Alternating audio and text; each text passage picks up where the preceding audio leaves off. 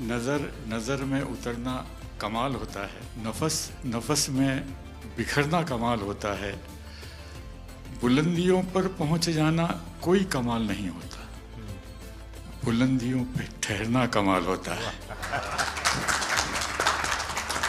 क्या दौलत है आपके लफ्ज़ों में, ऐसी क्या दौलत है आपके लफ्ज़ों में, आप जब भी बात करते हैं दिल खरीद लेते हैं।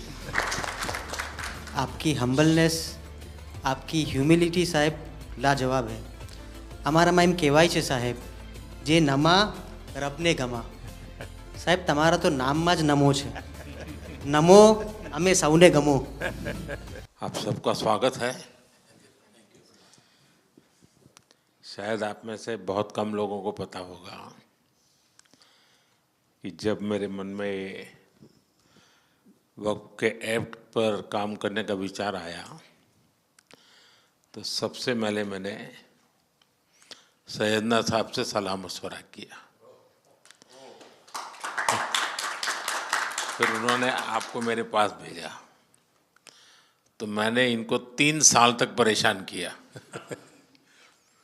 कि आप ज़रा इसको अपने तरीके से देखिए, आप अपनी लीगल एडवाइस लीजिए, मुझे ड्राफ्ट दीजिए।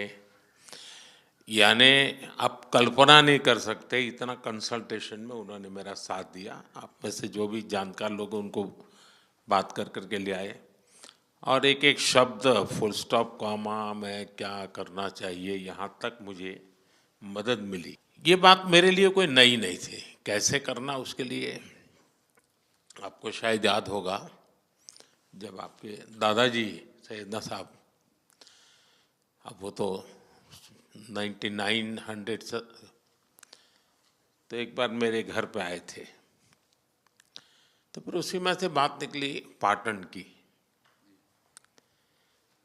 अब एक व्यक्ति इस वक़्फ़ के नाम पे आप लोगों के लिए वो सबसे बड़ी श्रद्धा की जगह है, उसको दबोच के बैठा हुआ। अब मैं भारी कोशिश की मैंने खुद ने, यानी मुझे मालूम था कि कितनी पीड़ा आप लोग सह रहे हैं। एक्चुअली वक्फ का जो स्पिरिट है, आखिर ये किस चीज़ के लिए, किसके लिए, उसका अगर दुनिया को उत्तम से उत्तम कोई मॉडल दे पाएगा तो सैयदना साहब दे पाएंगे।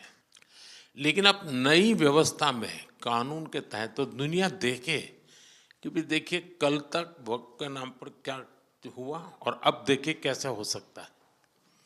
और जब गरीब से गरीब इंसान की दुआ मिलेगी तो उसकी ताकत अनेक गुना बढ़ जाती है जी। हमारा काम है ऐसे लोगों के हाथ में अधिकार देना, ऐसे लोगों के हाथ में व्यवस्था देना। तो इसके लिए हम इतनी बड़ी लड़ाई लड़ रहे हैं। वीडो जो है, महिलाएं हैं, उनके साथ बहुत नाइंसाफ़ी हो रही है जी। हमारी कोशिश है कि उनको कोई न्याय मिले, उनकी भविष्य की। अब कुछ परिवारों को पता नहीं होता है, संपत्ति ऐसे ही वक्त को करवा देते हैं और बैठ जाते हैं कुछ लोग।